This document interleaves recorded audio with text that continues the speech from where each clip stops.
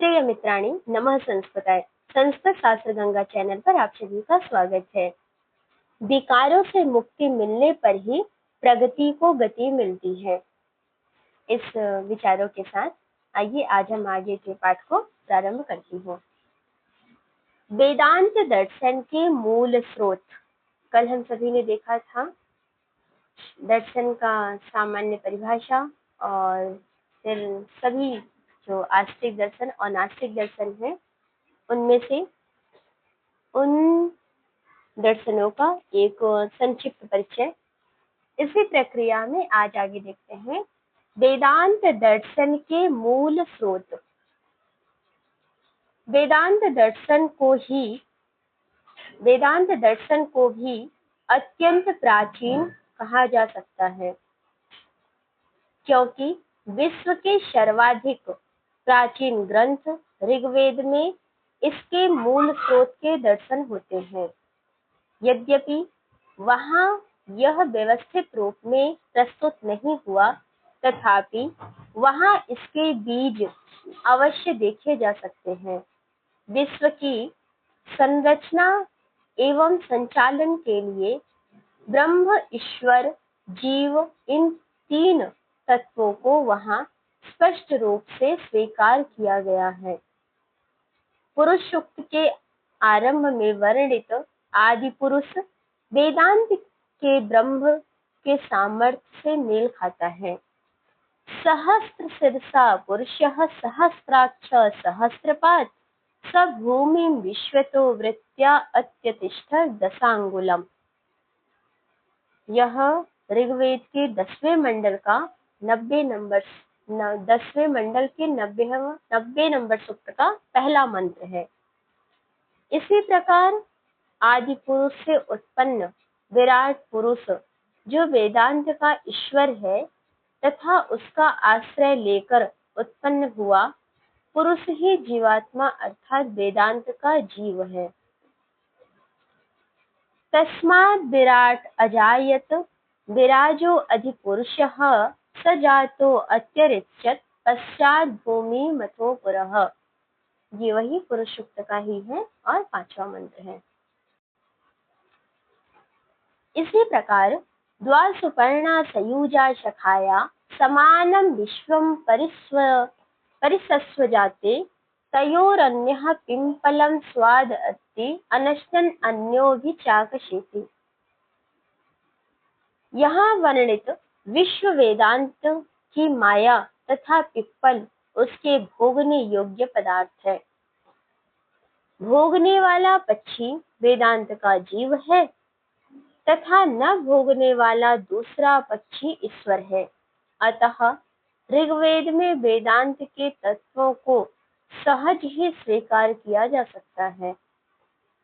मतलब यहाँ पर एक भोग्य पदार्थ है, एक भोगने वाला है और दूसरा जो इनका दृष्टा है, मतलब वो भोग नहीं करता।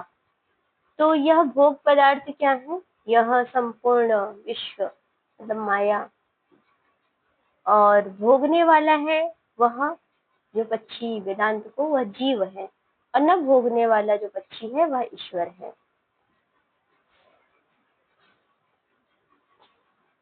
अब यहाँ पर आगे कह रहे हैं, हाँ इतना अवश्य है कि वेदांत दर्शन प्रकरण ग्रंथ वेदांत सार के समान व्यवस्थित वेदांत सिद्धांतियों के हमें यहाँ दर्शन नहीं होते, किंतु वेदांत दर्शन का चिंतन वैदिक संहिताओं एवं ब्राह्मण ग्रंथों से आरंभ हो चुका था।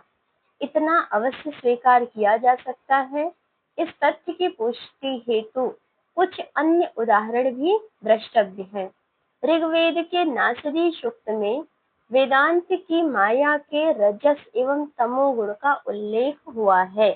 नासीद रजो नो व्योमा परो यत् तमः आसीत् तमसा गूढ़मग्रे। यह नासदी सूक्त का है 10-129 पहला मंत्र और तीसरा मंत्र।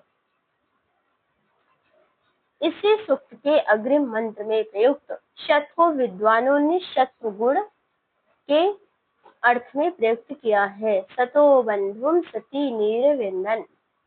इसके अतिरिक्त पुरुष अवेदम सर्वम तथा यो अस्य अध्यक्ष परमे व्योमन इत्यादि मंत्रों में संपूर्ण सृष्टि के स्वामी, सत्य स्वरूप, प्रकाशमय, आनंद स्वरूप ईश्वर तथा ब्रह्म के दर्शन भी किए जा सकते हैं। इस प्रकार सूक्ष्म रूप से अन्वेषण करने पर ऋग्वेद के मंत्रों में अनेक स्थलों पर वेदांत के सिद्धांतों एवं तत्वों को मूल रूप में सहज ही देखा जा सकता है।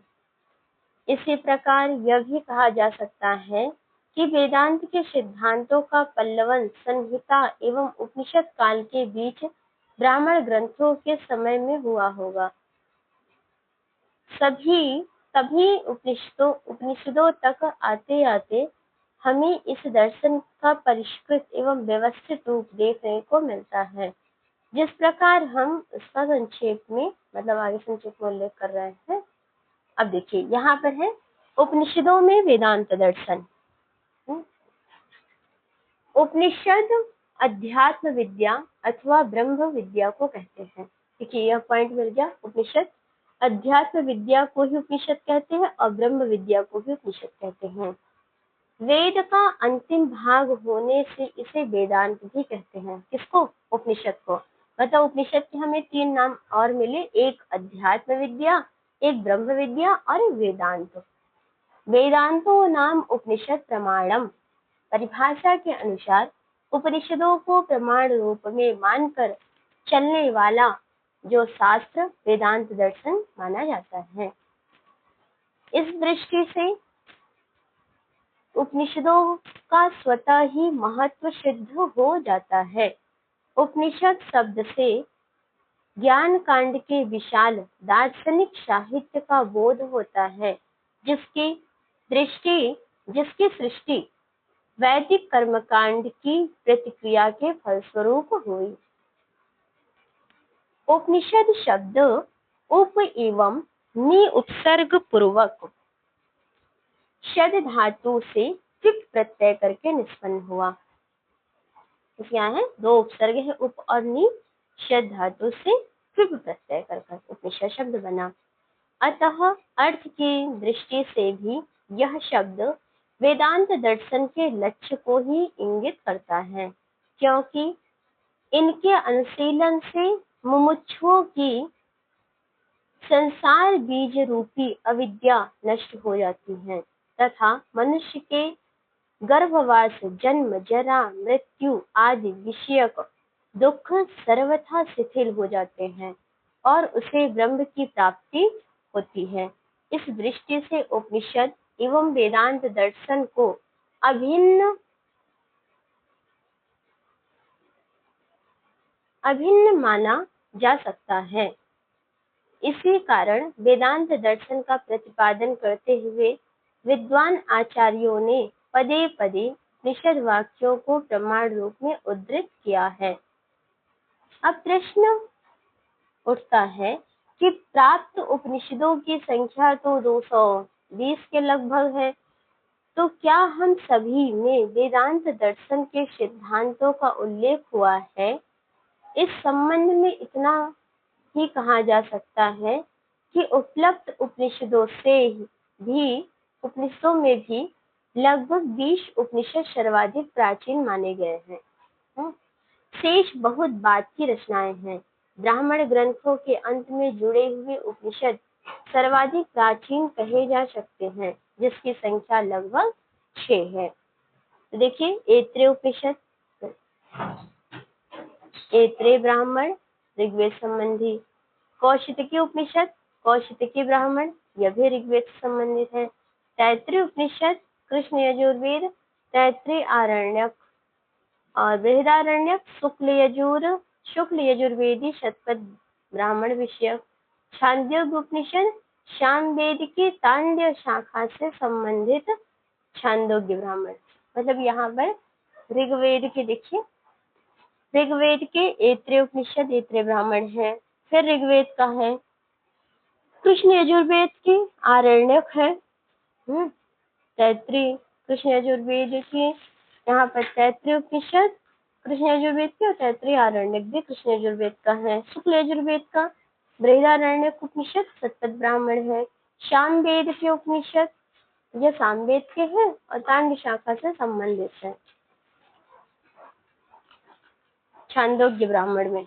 फिर देखिए केनोपनिषद सामवेद के तवलकार शाखा से जुड़े जैमिनी ब्राह्मण में। यद्यपि ये सभी 6 उपनिषद भारतीय दर्शन के विकास की प्रारंभिक अवस्था को प्रदर्शित करते हैं, तथापि इन सभी में वेदांत दर्शन अपने शुद्ध एवं मूल रूप में सुरक्षित है। इसके अतिरिक्त कुछ ऐसे भी उपनिषद हैं जो वेदांत दर्शन का विवेचन तो करते हैं किंतु उतने परिशुद्ध रूप में नहीं। वहाँ उनमें जो संख्या एवं योग दर्शन के तत्वों के भी दर्शन होते हैं, इनकी संख्या लगभग 8 है। कठोपनिषद, काठक संहिता और कृष्ण यजुर्वेद। श्वेताश्वतरोपनिषद, तैत्तिरीय संहिता, कृष्ण यजुर्वेद। महानारायणोपनिषद, तैत्तिरीय संहिता, कृष्ण यजुर्वेद। ईशोपनिषद, वाजसनेयी संहिता, शुक्ल यजुर्वेद विषयक। मुंडकोपनिषद अथर्ववेद से, प्रश्नोपनिषद अथर्ववेद से। ये सब याद रखिएगा, प्रश्न एग्जाम में यहाँ से पूछे जाते हैं।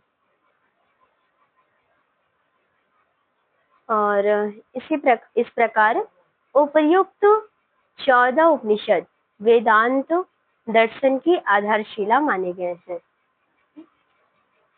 तो इसके बाद इसीलिए वेदांत दर्शन के भाष्यकारों एवं टीकाकारों ने इन्हीं के वाक्यों को पदे पदे उद्धृत किया है। उपनिषदों का यही साहित्य वेदांत भी कहा जाता है, जो सूक्ष्म दृष्टि से उपयुक्त भी प्रतीत होते हैं, क्योंकि वेदांत दर्शन का संपूर्ण कलेवर ही उपनिषद है। विद्वानों ने वेदांत को उपनिषद के पुत्र की संज्ञा दी है। देखिए कितनी अच्छी लाइन है, मतलब विद्वानों ने क्या किया है, वेदांत को उपनिषदों के पुत्र की संज्ञा दी है, उपनिषद के पुत्र की संज्ञा दी है। वस्तुतः वेदांत दर्शन के जो सिद्धांत उपनिषदों में इतस्ततः असंबद्ध अवस्था में बिखरे पड़े हैं, तर्क की कसौटी पर कसे नहीं गए हैं, उन्हीं सिद्धांतों को वेदांत दर्शन में सुसंबद्ध रूप में रखा गया है तथा उन्हें तर्क की कसौटी पर कसा गया है। इसी प्रकार का मंतव्य आचार्य शंकर ने भी अभिव्यक्त किया है। वेदांत वाक्य कुसुम ग्रथनार्थत्वाद सूत्राणां वेदांत वाक्यानि ही सूत्रे उदाहृत्य विचार्यन्ते। यहाँ पर ब्रह्मसूत्र शंकर भाष्य में है ये पंक्ति। अतः वेदांत दर्शन के गहन अध्ययन हेतु उपर्युक्त उपनिषदों का अवलोकन अत्यावश्यक है। अब आइए यहाँ पर वेदांत दर्शन के प्रमुख आचार्य एवं उनके ग्रंथ। तो यहाँ पे हम डायरेक्ट वहीं पे चलते हैं। देखिए थोड़ा विषय बहुत अधिक ना हो जाए विस्तार, इस वजह से हम मूल पर आ जाते हैं। जैसे है इसको अच्छा थोड़ा सा है देख लेते हैं क्या है। जैसा कि हमने अभी तक उल्लेख किया है कि उपनिषदों में वेदांत दर्शन के सिद्धांतों का असंबद्ध रूप में प्रयोग हुआ है, उन्हें सर्वप्रथम व्यवस्थित रूप देने का श्रेय आचार्य बादरायण को जाता है। मतलब जो वेदांत दर्शन है उनको, मतलब उपनिषदों में वेदांत दर्शन के सिद्धांतों का असंबद्ध रूप में प्रयोग हुआ है उपनिषद में, लेकिन उन्हें सबसे पहले व्यवस्थित करने का जो कार्य है वो आचार्य बादरायण को मतलब जाता है। उन्होंने इस कार्य को संपन्न किया, जिन्होंने ब्रह्मसूत्र नामक ग्रंथ की संरचना की। किसने? बादरायण ने ब्रह्मसूत्र की रचना की। इस दृष्टि से विद्वानों ने इन्हें वेदांत दर्शन का संस्थापक अथवा प्रणेता आचार्य भी कहा जाता है। ये देखिए बहुत अच्छी पॉइंट हमें मिला है कि वेदांत दर्शन का संस्थापक अथवा प्रणेता आचार्य भी कहा जाता है। किसको? आचार्य बादरायण को। ब्रह्मसूत्र पर अनेक विद्वानों ने वैदुष्यपूर्ण भाष्य करके इस दर्शन के साहित्य की श्रीवृद्धि की है। अनेक ग्रंथ स्वतंत्र रूप से भी लिखे गए हैं। वस्तुतः वेदांत दर्शन पर इतने विपुल साहित्य की रचना की गई है, यदि उसका विस्तार से उल्लेख किया जाए तो अपने आप में विशाल ग्रंथ की भी निर्माण हो जाए, किंतु हम यहाँ इनका अत्यंत संक्षेप में उल्लेख कर रहे हैं। वेदांत दर्शन के आचार्यों का व्यवस्थित रूप से अध्ययन हम इन्हें 3 श्रेणियों में विभाजित करके कर सकते हैं। प्रथम, वे आचार्य जिनका महर्षि बादरायण के ब्रह्मसूत्र में नामोल्लेख है। द्वितीय, आचार्य शंकर के पूर्ववर्ती आचार्य। और तीसरा जो तृतीय है, आचार्य शंकर के परिवर्ती आचार्य। अब इनका उल्लेख किया गया है, आचार्य बादरायण।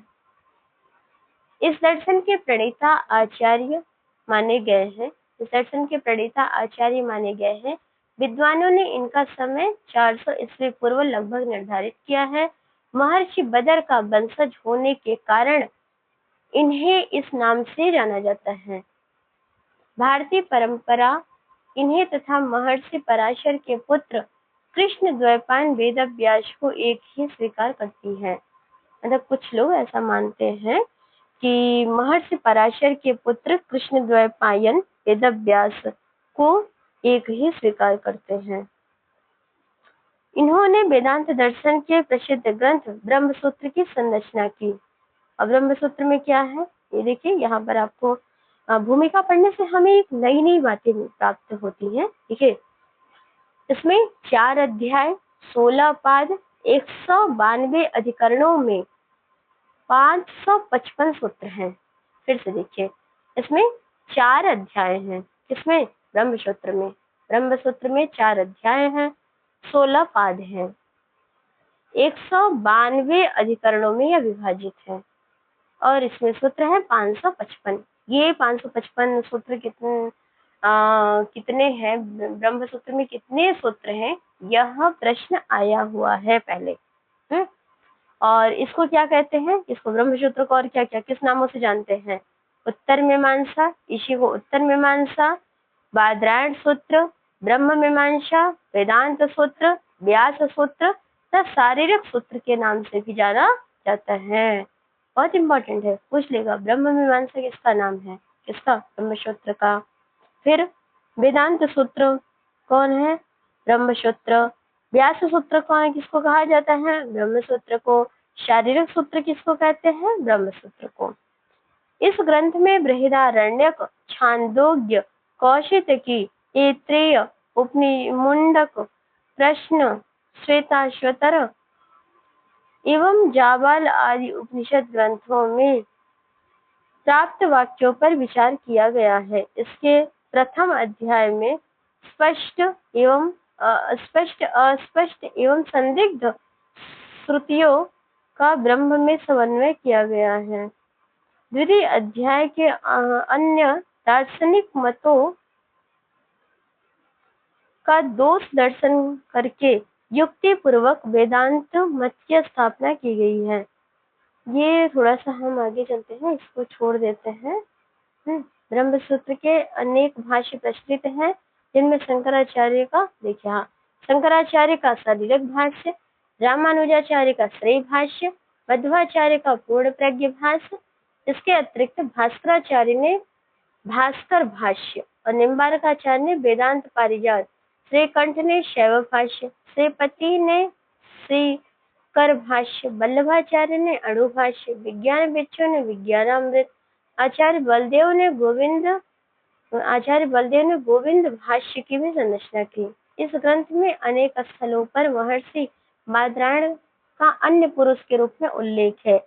इस आधार पर कुछ विद्वानों ने इन सूत्रों का रचयिता उन्हें मानने में आपत्ति प्रदर्शित की है, किंतु डॉक्टर राधाकृष्णन आदि प्रसिद्ध दार्शनिक सिद्धांतों ने इस आधार पर इस मंतव्य का खंडन किया कि ग्रंथकार द्वारा स्वयं का उल्लेख अन्य पुरुष में करने की प्राचीन भारतीय परंपरा रही है, अतः यह विचार अन्य नहीं है।